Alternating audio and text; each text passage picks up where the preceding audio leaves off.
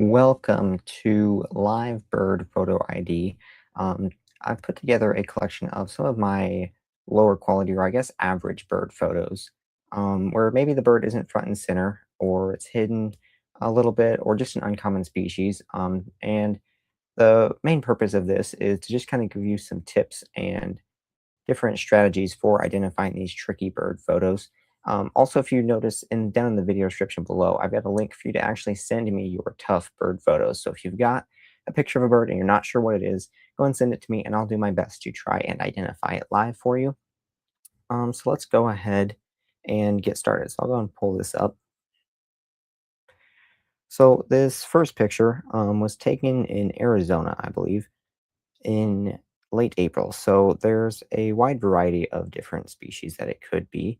One of the first things that I want to look for when I'm trying to identify a bird, especially something like this, is like what family is it in or what family is it close to? So it's a pretty small bird, and we can't tell a whole lot, but we can see it's got a fairly long bill.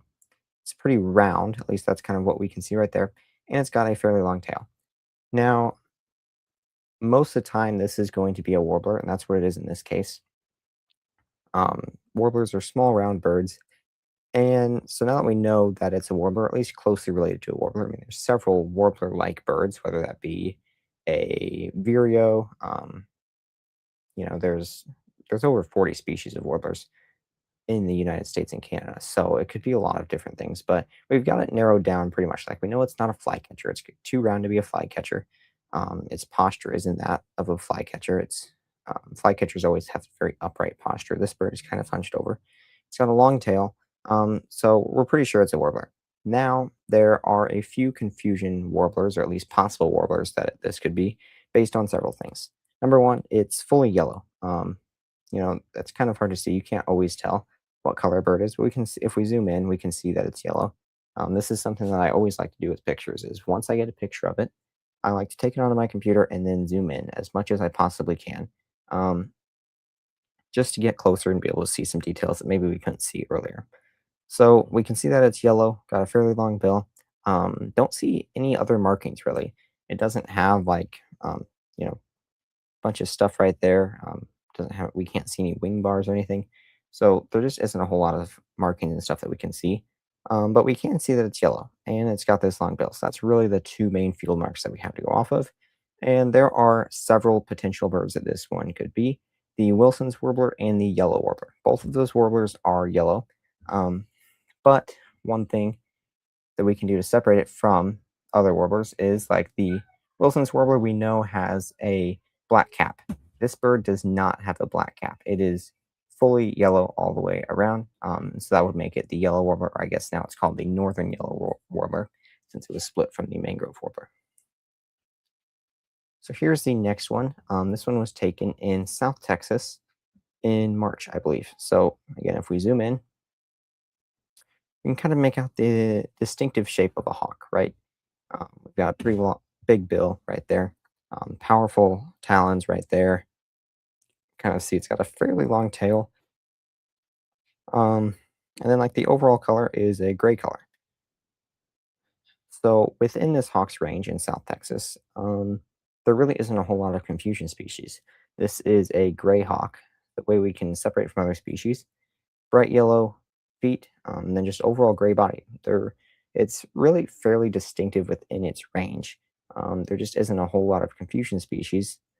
So the way that I would go about narrowing this down, like if you didn't know that this was a gray hawk right off the bat, you can just look at all the hawks in the Rio Grande Valley. And so if we pull up a list of all the hawks in the Rio Grande Valley, we're going to see Harris's hawk, um, red-tailed hawk, white-tailed hawk, gray hawk. If we look at kites, that would be like hook-billed kite. Depending on the time of year, we could maybe see a Mississippi kite. There's a lot of potential birds of prey, but none of them have this gray color paired with the yellow feet and then the yellow around the bill. This next one is a classic bird that has a very large range, actually. So there's a pretty high chance that you might be seeing this one, and they're very common within their range. So the small shorebirds, or sandpipers are typically pretty hard to separate. They all look very similar. They're about the same size. Not a whole lot of field marks, especially from far away. They can be hard to separate. But this one is actually fairly easy because of one particular field mark, and that is its legs. So if you were to compare it to all the other species in its family, like semi-palmated sandpiper, there's least sandpiper, Baird's sandpiper. There's a lot of birds that this could be confused for. But the one thing that sticks out is its yellow legs. The least sandpiper is the only bird in its family to have bright yellow legs. Now, depending on how much mud is on its legs or lighting, you might not always be able to see that. But when you're trying to separate these sandpipers and you see one that has yellow legs, that is definitely going to be a least sandpiper. All of the other birds in the family have black legs, so that is always what you want to look for. Now, as a side note, to separate other members of its family, typically you want to look at the bill. The length and shape can be pretty helpful for separating them. So this next picture is out of focus. If we zoom in, you can see that's not really in focus at all, but we can still make out some details. So as far as overall shape, we can see that it's got a pretty long tail, pretty plump, rounded bird. Um, and then there's several other markings that we can notice right away. So it's got these streaks on the side right here, streaks on the back. It looks like it might even have a streak on the head. And looks like that might be the eye right there. Can't really see the bill that much. I'm guessing that that's the bill right there. But one thing that I just noticed right away is all of these streaks. So this has the classic shape of a sparrow. And now I do happen to remember where I was when I took this picture. So habitat was by a river. As you can kind of see, this is a wet area.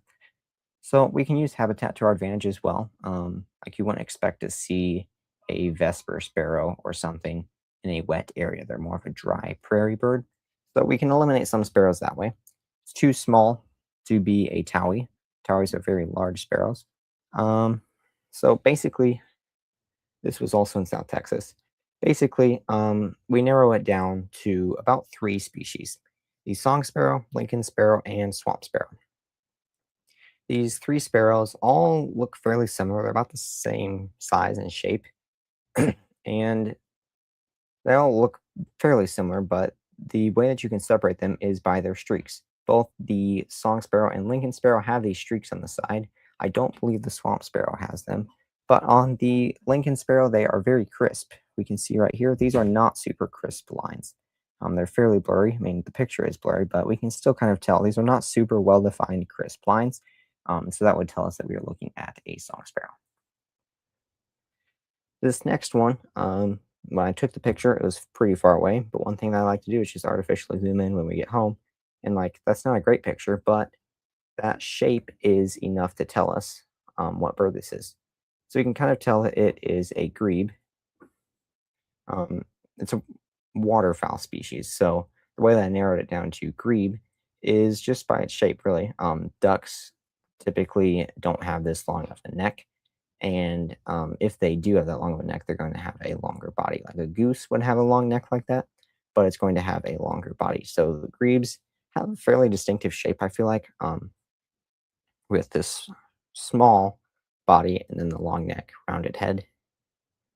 And I can't exactly tell what grebe this is. There's two main species, the pie-billed and the least grebe.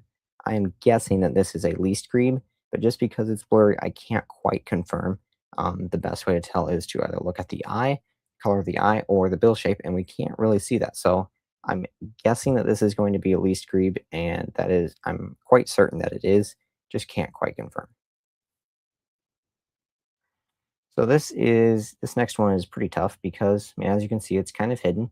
And we've got some abnormal plumage, if you will. So we can kind of see we've got a brown bird and then some specks of blue in there.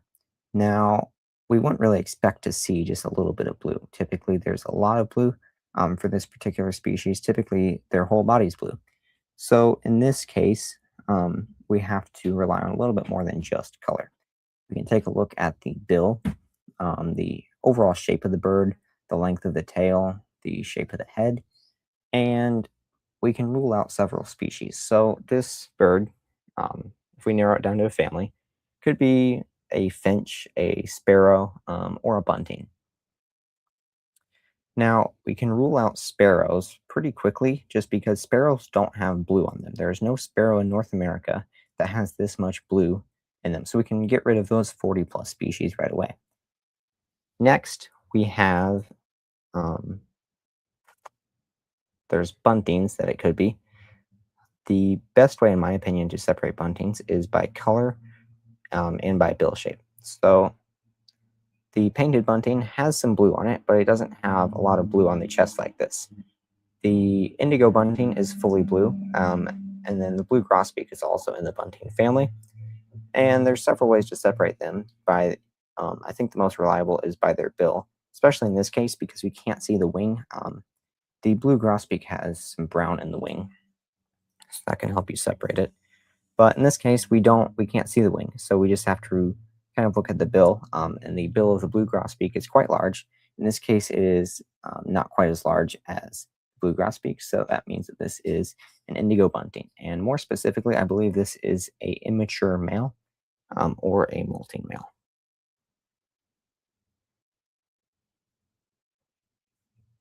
So here's this next bird.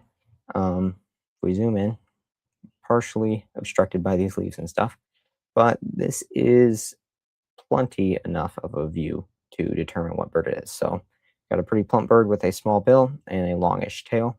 That means it's going to be a warbler. So in this case, I believe I was in Big Bend National Park when I got this picture. All gray warblers are just not that common. I believe there is two that I can think of right off the bat. The Coloma warbler and the Lucy's warbler. Coloma warbler is very range restricted, only found in the mountains of Big Bend, the Cheeseless Mountains, during a certain part of the year. Now, as I mentioned, this picture was taken in Big Bend, but this is not the Coloma warbler. The Coloma warbler has a little bit of yellow on it. This is the Lucy's warbler, a fairly common southwestern warbler that's all gray.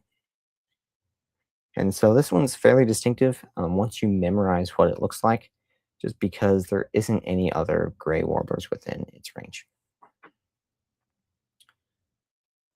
This next one is a sparrow, and sparrows can be really tough, especially because there's over 40 of them. They're all brown, they've all got streaks, and they all look pretty similar. Um, but once you know what to look for, or you study them a little bit, it becomes quite obvious which ones are which. So whenever you look at a sparrow, you want to look at the tail shape, the bill size and shape, the tail length, and just the overall shape of the bird as well as its markings. So here we can see that it's got some markings, but they stop right here. We've got a clean belly. Now, not all sparrows have this clean belly, so we can use that as a field mark. We can look at the markings on the face. We've got some white around here, maybe some white up there. And it looks like a white eye ring. That is going to be very helpful. We can't really see much of the back or the tail in this instance. Can't get a good idea of how long the tail is. So we're going to have to use some other field marks. And we noticed that there's no streaks here. We do have some streaks there. And we've got a white eye ring. That combination means it is a Vesper sparrow. Now, one of the best ways to separate Vesper sparrows from other sparrows is by their tail. It has white in it. So when they fly, you see this flash of white. No other sparrow has that. But sometimes you don't always get to see the best field marks. So we have to go off of that big white eye ring. No other sparrow has that much of an eye ring. Another sparrow. Sparrows are just tough birds because they like to stay hidden, and they're just generally tough to identify. So this one, very neat bird actually. I, I took this picture in southeastern Arizona at Saguaro National Park. Um, and so whenever we look at a sparrow, again, we want to look at the tail, bill, length, and shape, and then any other markings. So we can see it's got a gray sides, gray belly. Can't see the head. The head often has a lot of great field marks, but we can't see a whole lot of that in this picture. Got a medium to fairly long sized tail. And then if we look at some field marks on the back and wings, we can't see a whole lot, but we can see a rufous patch right there. And so if we put all these together with the no streaks on the belly and the rufous patch, this is a rufous winged sparrow. It's a really neat bird. They don't have a very large range. at least in the US. I think you can only see them in Arizona. So I was actually looking for the bird, super cool to find. And I only saw one of them. So yeah, it was really neat. Got another sparrow. I don't know why I pulled together so many sparrow pictures, but I've got a lot of them. So this bird is fairly unique for sparrows. Like we don't see a whole lot of streaks. That's actually a great field mark. If we take a look at the bill shape, not a super large bill, fairly skinny. Can't see much of the tail. And like I mentioned earlier, there's not a whole lot of streaks. We've also got fair amount of gray. Here on the face, you've got a gray streak that goes right there. And so when you put all these together, this is a Lincoln sparrow, or sorry, swamp sparrow. Um, the swamp sparrow is actually a fairly neat bird. I don't get to see them a whole lot, but they don't have any streaks, and that's kind of a great field mark to identify them, just because they're a very clean looking bird. Now, the Lincoln sparrow and the song sparrow, which I mentioned earlier, have a lot of streaks, and they're about the same size and shape as the swamp sparrow, just they don't have any of those streaks, which is kind of cool. So this next one is a fairly common bird. Um, you can tell right away it's waterfowl, right? It's in a pond, got that classic duck shape, but it's not actually a duck. So this is a really common bird that you might be able to identify.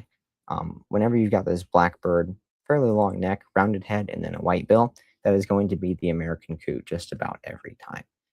Pretty distinctive bird, even from a distance, like right here. It might be kind of hard to identify that, but once you snap the picture and you zoom in back on your computer, you can see that white bill, and then that gives it away as the American coot. So next we have a flycatcher. Flycatchers are just really tough birds because, especially the Empedonyx flycatchers, they all look very similar, and sometimes voice is the only way to separate them. Like when you've got the willow and alder flycatcher, voice is the only way to reliably separate them, just because they look so similar. Now, in this case, this is not actually an Empedonyx flycatcher, even though it might look kind of like one because we've got some white on the wings here, fairly long tail, and then the upright posture, rounded head, and bill. But this is actually in the Phoebe family. So Phoebes can look kind of like Embodonyx flycatchers, just they're generally a little bit bigger, and they don't necessarily have as pronounced wing bars. Like if we look here, it's not wing bars going this way. They're really just some white on the edges of the wings going this way. And so once we've got it narrowed away from the Empedonyx flycatchers and into the Phoebe family, it actually gets a lot easier because there just isn't quite a whole lot of Phoebes. So there's the Eastern Phoebe, the Say's Phoebe, and the Black Phoebe. So the Say's Phoebe is really gray and too gray for this bird right here. This bird is a pretty dark color. The Eastern Phoebe can look pretty dark, but it has some white, or I guess gray, underneath the chin, and its whole belly is as well. So that would make this a black Phoebe just because it is super dark. Next, we've got a pretty tough photo, not a very good one, pretty blurry. But the reason I included it in here is because it's got a fairly distinctive silhouette. Sometimes you can identify birds just by their silhouette. Like if I were to show you a silhouette of a turkey vulture, you could probably guess what it is just because they've got that distinctive shape. Same thing here. Now, if you didn't know the location, it might be a little bit harder, but in this case, it's Southern California during May, I believe. So we've got a long tail, upright posture, fairly large bird. We can't always tell a bird's size, but if we kind of zoom out, we can kind of get a feel for how big it is. And so, just because it's got that distinctive look, you can kind of tell that this is a Towie. More specifically, this is the Californian Towie. I believe that's the only Towie species possible. And the reason that we know it's a Towie is because it's got that long tail, upright posture, and the big head. Just kind of gives it that distinctive shape. So while it might seem kind of hard to learn the shapes of birds, once you practice it, you can kind of get pretty good at it. But yeah, it just takes some practice. This next one, again, pretty hard to tell just because of all these branches and stuff. We don't get to see a whole lot of field marks, but we can see color. So we've got some blue here, blue really all around here, but it looks like a black head. And if we zoom in, there might be a little bit of white right there by the eye. We can also see there's a little bit of a crest right there. And yeah, pretty large bird, medium-sized to longish tail. And so this is a Steller's jay. The reason that I know that is because of this color pattern. No other bird is a dark blue with the black head. That just kind of gives it away. Um, Color is really helpful for identifying birds. You don't always get to use it, like in the embedded flycatchers, for example. They have pretty much the exact same colors. Um, yeah, I mean, they look almost identical. The field marks for them instead of color is like how far the primary feathers project past the secondaries when they're perched, and different really intricate field marks like that. So this next one is a very distinctive bird once you know what to look for. If you're just now looking at it and you've never studied them, you'd have no idea what it is, right? But this is a dark-eyed junco, and dark-eyed juncos have some of the widest geographic variation of any bird here in North America. So this is more of the western subspecies. There's several of them. The pink-sided, the Oregon subspecies.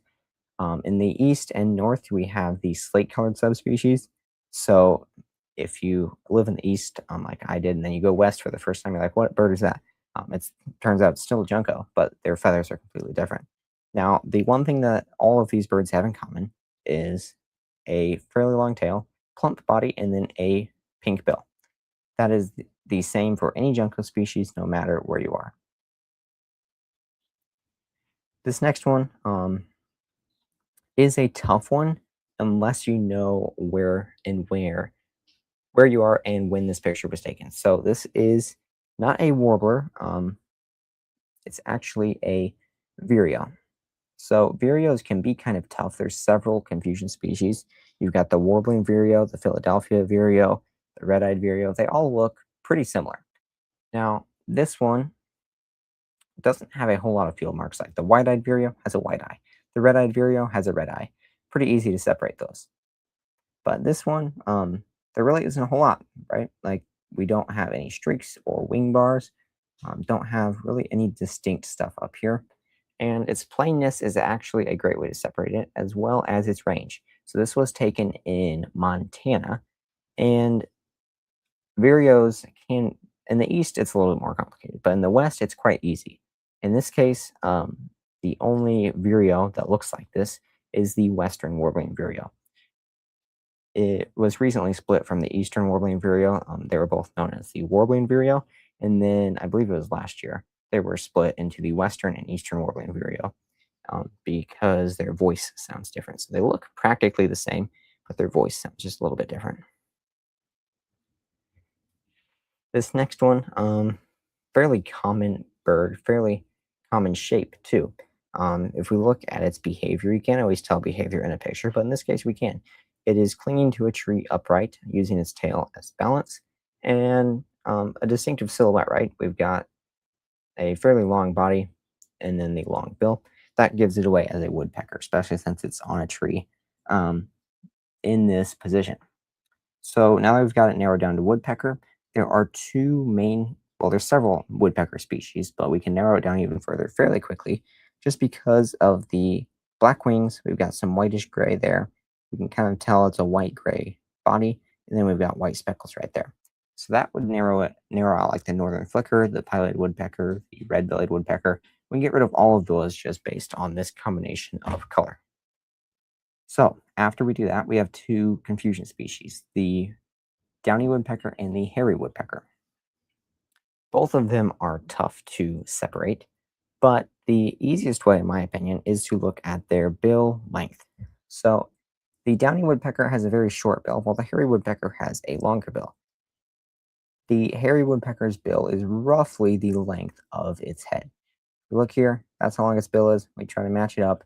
Goes to right about there. That's roughly the length of its head, which means this is a hairy woodpecker. Here's a waterfowl species. The reason I include it in here is because it's not really like any other duck, right?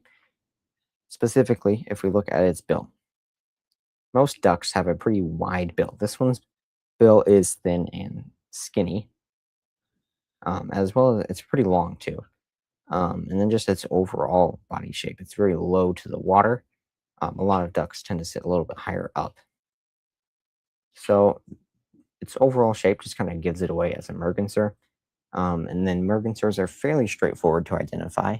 There are a few areas where the species overlap, and it's kind of tough.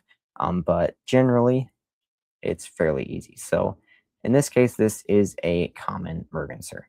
So the red-breasted merganser, I believe, likes to hang out in more coastal areas, and the common merganser is like the inland version. This is also a female. We can tell that because of the brown head. There we go. So here's another shorebird. Actually, got two in here. There's a surfbird right there. The one I was focusing on is this one right here. A very distinctive bird because one thing that we'll notice right away is it's got this bright red bill, yellowish orange eye, black body, and then pink to white legs. That combination gives this away as the black oyster catcher. Now, there's two oyster catcher species in the United States and Canada, the American oyster catcher and the black oyster catcher. As its name would suggest, the black oyster catcher is black, and so um, really there isn't a whole lot of confusion species within its range, just because it's got this very distinctive shape.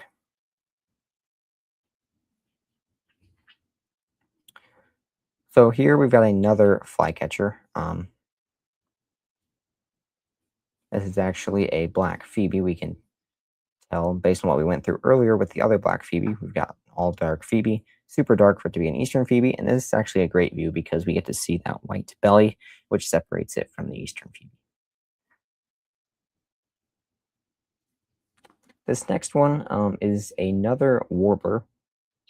Warblers come in different shapes and sizes, but generally they're a small plump bird with a small bill and a long tail. Now, this particular bird in this particular stance could actually be confused for a wren. If we were to strip away all the color, you might confuse this for a wren, and I would too, because it's got that plump shape and then the long tail. Now, the way to separate it from a wren is because wrens just don't have that much color. Wrens are fairly dull birds. They're still cool, but they don't have a lot of color like warblers. So that puts it in the warbler family. And then the distinctive field mark that you always need to remember is this black mask. That gives it away as a common yellowthroat.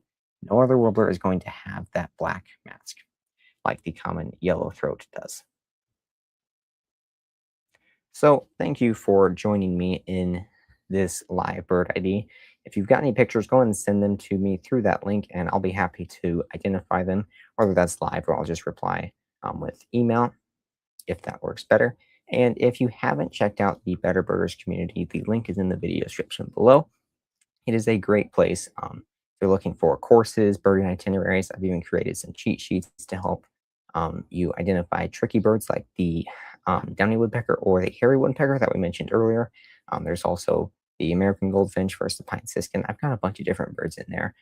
So I'd highly recommend that you go check out the community. I'll see you next time.